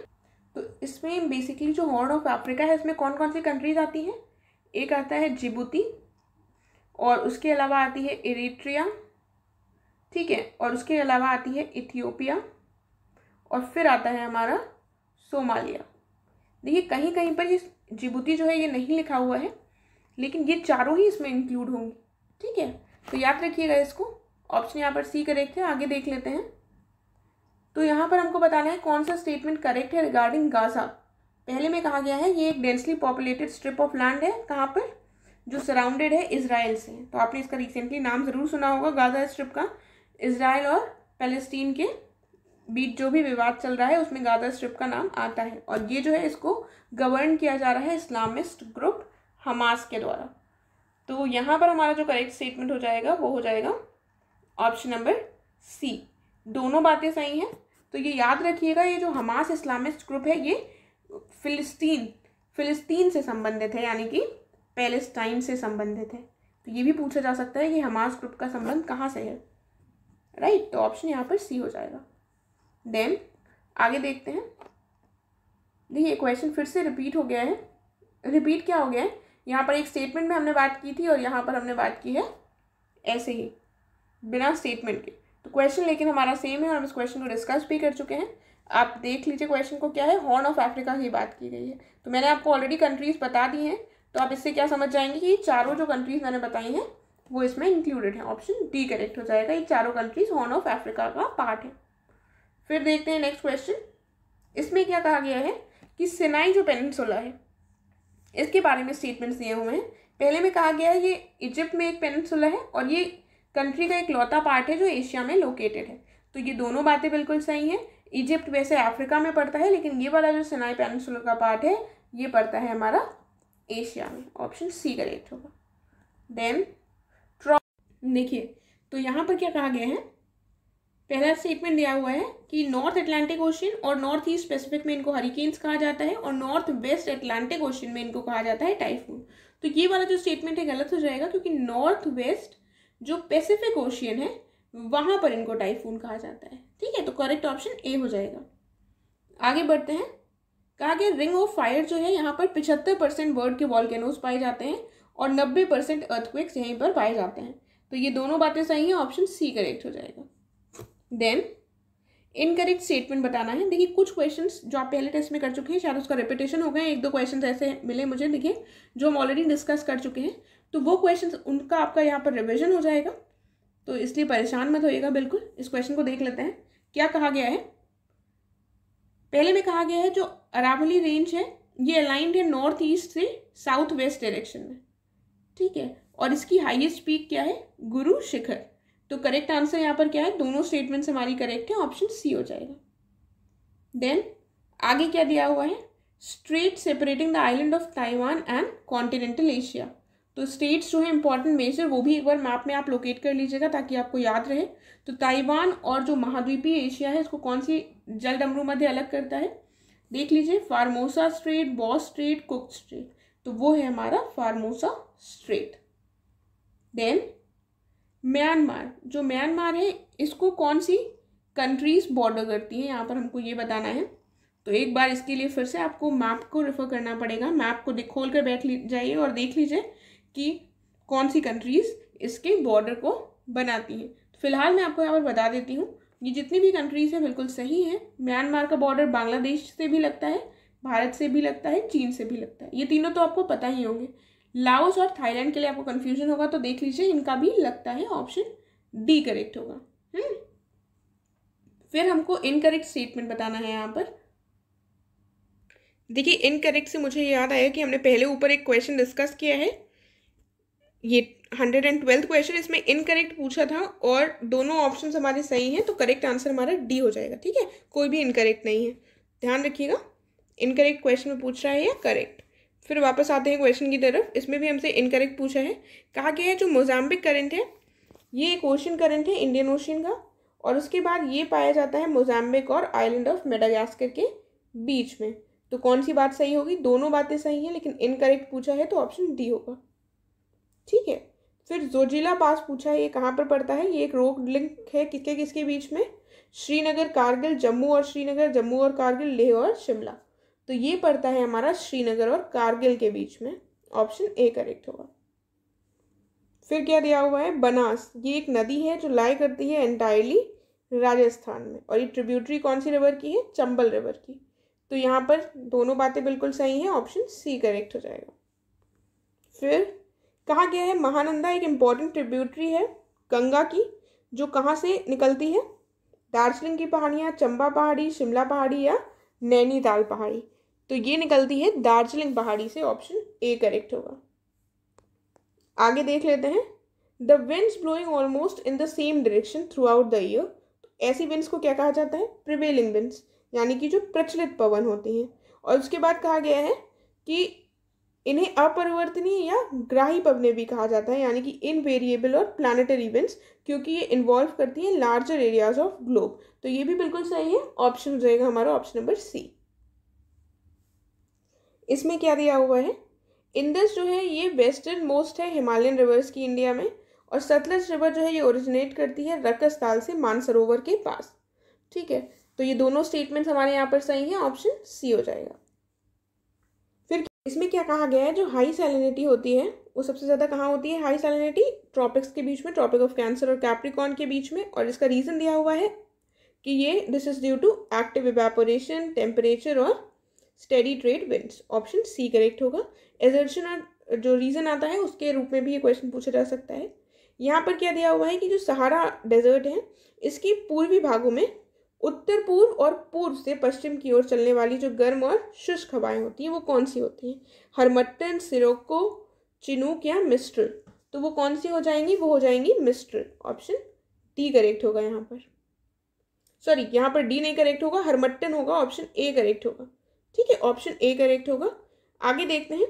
इसमें कहा गया है लोकल नेम बताना है जो विंड्स ब्लो करती हैं from Alps over France towards the Mediterranean sea. तो ये कौन सी है? ये है हमारी मिस्ट्रल। ऑप्शन ए करेक्ट होगा। आगे क्या दिया हुआ है? बाल्टिक स्टेट्स कौन सी हैं इसमें से? तो एस्टोनिया, लिथुआनिया और लातविया, इनमें से कौन सी बाल्टिक स्टेट है? ये तीनों ही बाल्टिक स्टेट्स की कैटेगरी में आएगा। ऑप्शन सी होगा। फिर कहा गया है जो अर्थक्वेक आने वाला है उसमें कुछ एविडेंस होते हैं कि पहले से पता चल जाता है कि अर्थक्वेक आने वाला है। तो वो क्या है? जो कुएं होते हैं उनका जो जल स्तर है उसमें भारी कमी आ जाती है। तेल के जो कुएं हैं उनमें उनसे तेल प्रवाह में बड़े पैमाने पर उतार चढ़ाव देखा जाता है। बड़े भूकंप से पहले कि जो झटके या मामूली झटके होते हैं इससे भी पता चल जाता है कि बड़ा भूकंप आने वाला है। और डिस्चार्ज ऑफ रेडॉन गैस। तो ये चारों ही बहुत ही इंपॉर्टेंट पॉइंट्स हैं, आपको पता होने चाहिए। करेक्ट आंसर हमारा सी हो जाएगा। रेडॉन गैस का संबंध इसी से है, यहाँ पर ध्यान रखिएगा। उसके बाद अर्थक्वेक वेव से रिलेटेड स्टेटमेंट्स दिए हुए हैं। कहा गया है जो पी वेव्स हैं ये ट्रैवल करती हैं थ्रू गैसियस, लिक्विड और सॉलिड मटेरियल से, और जो एस वेव्स हैं ये केवल सॉलिड मटेरियल से ही ट्रैवल करती हैं। तो कौन सा स्टेटमेंट सही होगा? दोनों स्टेटमेंट सही है, ऑप्शन सी। देन कहा गया है जो इनर कोर है वो लिक्विड स्टेट में है और जो आउटर कोर है वो सॉलिड स्टेट में है। उसके बाद कहा गया है जो डिसकंटिन्यूटी होती है अपर कोर और लोअर कोर के बीच में उसको लेहमैन डिसकंटिन्यूटी कहा जाता है। तो ये जो है ये तो बिल्कुल सही बात है। उसके बाद यहाँ पर ये उल्टा लिखा हुआ है, जो इनर कोर है वो हमारा हो जाएगा सॉलिड स्टेट में, और जो आउटर कोर है वो है हमारा लिक्विड स्टेट में। ठीक है, तो ध्यान से पढ़ेगा क्वेश्चन कि क्या कह रहा है ये। देन ऑप्शन बी करेक्ट होगा। आगे क्या दिया हुआ है, सवाना जो लैंडस्केप है इसमें क्या होती है, टॉल ग्रासेस और शॉर्ट ट्रीज, और कहा गया है जो स्टेपीज हैं ये टेम्परेट क्लाइमेट्स में पाए जाते हैं। दोनों चीज़ें बिल्कुल सही है, ऑप्शन सी होगा। फिर अटॉल कहा गया है कि एक रिंग शेप्ड कोरल रीफ होता है, इस तरह से होता है ये। और उसके बाद कहा गया है एक टिपिकल अटॉल जो है ये ओरिजिनली फॉर्म होता है एज एन ओशियनिक वॉल्केनो, तो ये वॉल्केनो रूप में फॉर्म होता है ओरिजिनली, और वहाँ पर फिर कोरल रीफ बन जाता है। तो करेक्ट आंसर हमारा ऑप्शन सी होगा। दोनों बातें बिल्कुल सही लिखी हैं। फिर हमको इन कंट्रीज़ को अरेंज करना है ईस्ट से वेस्ट में। देखिए कंट्रीज़ बहुत ही कॉमन है, आपने इनके नाम 100% सुने होंगे बस, लेकिन ऐसा क्वेश्चन हमें कंफ्यूज कर देता है क्योंकि हमने एग्जैक्ट लोकेशन इनकी मैप में नहीं देखी होती है। थोड़ा तो आपको आइडिया होगा कि उधर पड़ता है ये, लेकिन कौन सा ईस्ट से वेस्ट अगर हमको अरेंज करने के लिए आ जाएगा तो हम कैसे करेंगे। ठीक है, ईस्ट से वेस्ट हमें अरेंज करना है, तो सोच लीजिए एक बार क्या होगा करेक्ट सीक्वेंस। इसको भी एक बार मैप में देख लेंगे तो अच्छा रहेगा आपके लिए, इसीलिए एक बार मैप देखते रहें अगर हम बीच बीच में, तो हमें ऐसे क्वेश्चंस को सॉल्व करना आसान रहता है। अदरवाइज ऐसे क्वेश्चंस बहुत इजी होकर भी हमारे गलत हो जाते हैं। तो ईस्ट से वेस्ट अगर हम अरेंज करेंगे तो इधर पड़ेगा हमारा ओमान, फिर पड़ेगा यूएई, फिर आएगा कतर, और उसके बाद आएगा इराक। ठीक है, तो करेक्ट आंसर क्या हो जाएगा हमारा वो देख लेते हैं यहाँ पर। ऑप्शन नंबर जो डी है वो करेक्ट हो जाएगा। फिर क्या दिया हुआ है, हमको इनकरेक्टली मैच्ड बताना है। जो स्नेक प्लाट्यू है ये यूएसए में है, Kimberley plateau Australia, Laurentian plateau Canada. तो इनकरेक्ट क्या है, इनमें से कोई भी इनकरेक्ट नहीं है, सब बिल्कुल सही मैच्ड है, डी ऑप्शन करेक्ट हो जाएगा। ठीक है, तो याद रखिएगा स्नेक प्लाट्यू कहाँ पर है, यूएसए में, किम्बर्ली ऑस्ट्रेलिया और लॉरेशियन कनाडा। फिर दिया हुआ है अब्राहम अकॉर्ड, ये एक पीस डील है इजराइल और किसके बीच में, यूएई, सऊदी अरब, कतर या पैलेस्टीन। तो थोड़ा सा अगर आपको आइडिया होगा तो आप इसको इजीली कर सकते हैं, फिलिस्तीन और इजराइल के बीच में ये पीस डील है।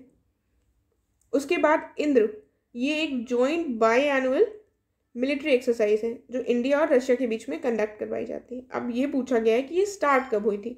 देखिए इंद्र नाम से ही हम लर्न कर लेते हैं कि ये इंडिया और रशिया है, लेकिन कई बार ये भी पूछ लिया जाता है कि कब स्टार्ट हुई थी। तो ये स्टार्ट हुई थी 2003 में, ऑप्शन ए करेक्ट होगा। देन मालाबार जो एक्सरसाइज है ये एक ट्राइलेटरल नेवल एक्सरसाइज है, मतलब इसमें 3 कंट्रीज इन्वॉल्व हैं, एक हो जाएगी यूएसए, एक हो जाएगा जापान और एक हो जाएगा इंडिया। ये परमानेंट पार्टनर्स है, बिल्कुल सही बात है। ओरिजिनली ये 92 में स्टार्ट हुआ था एक बाइलेटरल एक्सरसाइज के रूप में इंडिया और यूएस के बीच में, और जापान इसका परमानेंट मेंबर कब बना है, 2015 में। तो कौन सा स्टेटमेंट हमारा यहाँ पर सही होगा, तीनों स्टेटमेंट्स बिल्कुल सही हैं, ऑप्शन करेक्ट हो जाएगा ऑप्शन नंबर सी। देन भुवन, ये एक नेशनल जियो पोर्टल है जिसको किसके द्वारा डेवलप किया गया है, इसरो, नीति आयोग या इन दोनों के द्वारा। तो इसको डेवलप किया गया है इसरो के द्वारा। ठीक है, फिर क्या कहा गया है, 30 मीटर टेलीस्कोप, ये एक एस्ट्रोनॉमिकल ऑब्जर्वेटरी है जो जहाँ पर एक एक्सट्रीमली लार्ज टेलीस्कोप है, और ये इंटरनेशनल प्रोजेक्ट है, इसमें कई सारी कंट्रीज जो हैं वो मिलकर काम कर रही हैं। तो इसमें it is funded by scientific organisations of Canada, China, India, Japan और यूएसए। तो यहाँ पर ये बात भी बिल्कुल सही है, इंडिया भी इसमें फंड कर रहा है, तो ऑप्शन हमारा करेक्ट हो जाएगा ऑप्शन नंबर सी। ठीक है, आगे देखते हैं बायोफ्यूल्स। बायोफ्यूल्स में क्या क्या चीज़ें इंक्लूडेड हैं, solid, would, dry plant material और मैन्योर। लिक्विड में बायोएथेनॉल, बायोडीजल, गैसियस में बायोगैस। तो इजी क्वेश्चन है, सारी चीज़ें इंक्लूडेड होंगी, ऑप्शन डी करेक्ट होगा। देन उसके बाद एक इनविजिबल बाउंड्री जो सेपरेट करती है अर्थ को स्पेस से, वो क्या है, उसका नाम क्या है, कौन सी लाइन कही जाती है। देखिए अभी रिसेंटली जो वो हैं जेफ बेजोस, ये एक उसमें गए थे, इन्होंने रिसेंटली स्पेस टूरिज्म को बढ़ावा देने के लिए एक स्पेस फ्लाइट की थी जो काफ़ी ज़्यादा न्यूज़ में भी रही है। तो वो जो गए थे उनके बारे में मैं थोड़ा सा बता देती हूँ, फिर मैं बताऊँगी मैं इसको क्यों डिस्कस कर रही हूँ यहाँ पर। तो वो रॉकेट शिप न्यू शेपर्ड से गए थे, ठीक है, न्यू शेपर्ड से गए थे। और इनको अकम्पनी किसने किया था ये भी सुन लीजिए, क्योंकि ये पूछा जा सकता है एग्जाम में। इनको अकम्पनी किया था इनके ब्रदर मार्क बेजोस ने, वॉली फंक ने, जो कि 82 साल की हैं, 82 ईयर्स ओल्ड। और ये इनकी जो 82 ईयर्स की है, इनकी पहली स्पेस रेस थी। और एक 18 ईयर ओल्ड स्टूडेंट ने, तो इन तीनों लोगों ने इनको अकम्पनी किया था और ये कुछ ही देर में वापस आ गए थे, ठीक है। तो इनका स्पेस ट्रेवल था। और जेफ बेजोस आप जानते होंगे, ये फॉर्मर सीईओ हैं किसके, अमेजॉन के। इस समय पर कौन है सीईओ अमेजॉन के, ये बताइएगा ज़रा कमेंट कर कर। इंपॉर्टेंट क्वेश्चन है ये भी हमारे एग्जाम के लिए। Then coming back to the point, ये हम यहाँ क्यों डिस्कस कर रहे हैं, तो उसके बाद अगर आपने आर्टिकल्स पढ़े हो, ये भी रिसेंटली हुआ है जुलाई के मंथ में ही, उसके बाद कहा गया था, कुछ लोगों ने ऐसा कहा, कुछ इंटेलेक्चुअल्स का ऐसा कहना था कि ये जो स्पेस लाइन थी उसको इन्होंने क्रॉस नहीं किया है, ठीक है। तो ये न्यूज़ में मैंने देखा था, तभी मैंने यहाँ पर डिस्कस कर लिया और एक्स्ट्रा इन्फॉर्मेशन भी मिल गई है इससे आपको। तो कुल मिलाकर कौन सी वो लाइन है जिसको इन्होंने क्रॉस नहीं किया था, जिसके बारे में कहा जा रहा था, और ये कौन सी लाइन है जो सेपरेट करती है अर्थ और स्पेस को, तो वो है हमारी कर्मन लाइन, ठीक है, कर्मन रेखा, याद रखिएगा इसको। उसके बाद बेदाऊ जो नेविगेशन सैटेलाइट सिस्टम है, ये कौन सी कंट्री का है, चीन, जापान, रूस या थाईलैंड, तो ये है हमारा चाइना का, ऑप्शन ए करेक्ट होगा। फिर क्या दिया हुआ है, साइक, ये एक एस्टेरॉयड है जो ऑर्बिट करता है अराउंड मार्स एंड जुपिटर। उसके बाद ये डिस्कवर हुआ था 1853 में और इसको नेम किया गया है ancient Greek goddess of soul के ऊपर। तो यहाँ पर कौन सी स्टेटमेंट हमारी करेक्ट होगी, हमारा आंसर करेक्ट हो जाएगा ऑप्शन नंबर सी। दोनों ही स्टेटमेंट्स जो हैं वो करेक्ट हो जाएंगी, राइट, दोनों स्टेटमेंट्स यहाँ पर करेक्ट हो जाएंगी। तो हम आगे बढ़ते हैं नेक्स्ट क्वेश्चन की तरफ। क्या दिया हुआ है यहाँ पर, कौन सा विटामिन है जिसको टोकोफेरॉल भी कहा जाता है। तो विटामिन्स के नाम, उनके क्या डिजीजेस होते हैं, ठीक है, तो ये सारी चीज़ें याद रखिएगा। और मेजर जो सोर्सेज होते हैं वो भी देख लीजिएगा एक बार। तो टोकोफेरॉल कौन सा है, विटामिन ई, ठीक है। देखिए जो बाकी विटामिन दिए हुए हैं उनका भी हम नाम देख लेते हैं। तो ये जो पहला दिया हुआ है ए, इसका क्या नाम है, इसको रेटिनॉल कहा जाता है। और के को क्या कहा जाता है, ये कहा जाता है फाइलोक्विनोन, ठीक है। और बी के तो बहुत सारे होते हैं, तो सभी मैं एक बार बता देती हूँ आपको ध्यान। तो विटामिन बी के जो हैं वो बहुत सारे हैं, सब देख लेते हैं एक बार, वो भी मैं बता देती हूँ जल्दी जल्दी आपको, एक बार ध्यान रिवाइज कर लीजिए। B1 को कहा जाता है थाइमीन, B2 को कहा जाता है राइबोफ्लेविन, B3 हो गया नियासिन, B5 हो गया पैंटोथेनिक एसिड, B6 हो गया पायरिडॉक्सिन, B7 हो गया हमारा बायोटिन, और उसके बाद जो B12 होता है उसको साइनोकोबाल्मिन कहा जाता है। उसके बाद जो विटामिन सी है उसको एस्कॉर्बिक एसिड कहा जाता है। डी को क्या कहा जाता है, इसको कहा जाता है कैल्सीफेरॉल, और ये मैंने आपको के ऑलरेडी बता दिया है फाइलोक्विनोन, ठीक है। तो ये आपको फिलहाल मैंने नाम बता दिए हैं क्योंकि ये भी बहुत इंपॉर्टेंट है। यहाँ पर हमारा आंसर विटामिन ई हो गया है। देन कहा गया है कि पहली क्वाड की जो पहली शिखर स्तरीय वार्ता हुई है ये कब हुई है। तो आपको पता होना चाहिए कि जो क्वाड की पहली शिखर स्तरीय मतलब जो किसी भी कंट्री के जो टॉप लेवल का लीडर होता है, जैसे हमारे प्राइम मिनिस्टर है हमारे यहाँ, तो उस लेवल की जो मीटिंग हुई है ये अभी 2021 में हुई है। इससे पहले क्वाड की कोई भी ऐसी समिट लेवल की मीटिंग नहीं हुई थी। तो याद रखिएगा 2021 में अभी इसको कंडक्ट करवाया गया था। देन नेक्स्ट देखते हैं क्या कहा गया है कि इनमें से कौन सा हार्मोन है जो कार्डियक अरेस्ट को ट्रीट करने में हेल्प करता है, इंसुलिन, एपिनेफ्रीन, थायरॉक्सिन, तो वो है एपिनेफ्रीन, ऑप्शन बी करेक्ट हो जाएगा। देन जो सिंधु जल संधि है इस पर हस्ताक्षर कब किए गए थे, तो इस पर हस्ताक्षर किए गए थे 1960 में, ऑप्शन सी। उसके बाद लिखा हुआ है आयरन, मोलिब्डेनम और फॉस्फोरस, ये नाइट्रोजन फिक्सेशन में इंपॉर्टेंट रोल प्ले करते हैं। और नाइट्रोजन फिक्सेशन जो होता है इसमें एक एंजाइम की ज़रूरत होती है कॉल्ड नाइट्रोजिनेज। तो ये बात हमारी यहाँ पर सही लिखी हुई है। करेक्ट आंसर क्या हो जाएगा हमारा, ऑप्शन सी। आगे देख लेते हैं क्या लिखा है, हेपेटाइटिस ए, ट्यूबरकुलोसिस और पोलियोमाइलिटिस, इनमें से कौन सा डिजीज़ है जो कि वायरल डिजीज़ है, तो कौन सा हो जाएगा, तो हेपेटाइटिस और पोलियोमाइलिटिस जो है ये दोनों हमारे वायरल डिजीजेस हैं, जबकि ट्यूबरकुलोसिस बैक्टीरिया से होता है, राइट। तो करेक्ट 1 और 3 होंगे, ऑप्शन बी। आगे क्या दिया हुआ है, वो कौन सा पार्ट है जो कैरी करता है प्रोसेस ऑफ सेल रेस्पिरेशन, तो ये बेसिक क्वेश्चन है। तो इसको देख लीजिए एक बार। बेसिक क्वेश्चन हम कई बार इग्नोर कर देते हैं डिफ़िकल्ट के चक्कर में, और वो हम नहीं कर पाते। तो माइटोकॉन्ड्रिया में सेल रेस्पिरेशन का प्रोसेस होता है, इसको power house of the cell भी कहा जाता है। ए ऑप्शन करेक्ट होगा। देन वज्र प्रहार, ये एक जॉइंट मिलिट्री एक्सरसाइज है बिटवीन इंडिया एंड कौन सा देश है वो? यूएसए। ठीक है, इंडिया और यूएसए के बीच में, ऑप्शन ए करेक्ट होगा। देन इसमें क्या है? पोषण अभियान।